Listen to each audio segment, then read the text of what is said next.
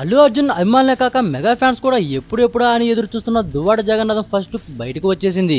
ఈ first look అభిమానుల అంచనాలను బాగానే అందుకుంది. అల్లు అర్జున్ బ్రాహ్మణ కుర్రాడిగా కొత్త అవతారం జనాల్ని బాగానే ఆకట్టుకుంది.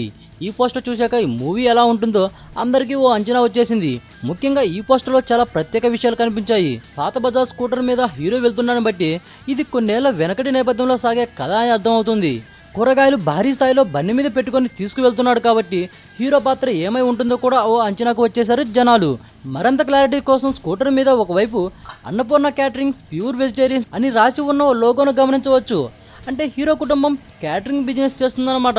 కాబట్టి అదుర్స్ తరహాలో పౌరోహిత్యం లాంటిదేమీ ఉండకపోవచ్చు. హీరో బ్రాహ్మణుడు, అతను ఫ్యామిలీ క్యాటరింగ్ చేస్తుంది అనగానే కమల్ హాసన్ సినిమా మైకేల్ మదన్ కామరాజు గుర్తుకు రాకమానదు. అందులోనూ హీరో అండ్ ఫ్యామిలీ బిజినెస్ అదే.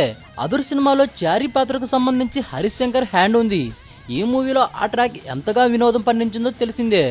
దువ్వాడ జగన్నాథం కూడా అదే తరహాలో వినోదం పండిస్తుందో లేదో చూడాలి. ఈ వీడియోపై మీ విలువైన కామెంట్స్ ని మాతో షేర్ చేసుకోండి. అండ్ ఇంకో విషయం, సబ్స్క్రైబ్ చేయడం మర్చిపోకండి.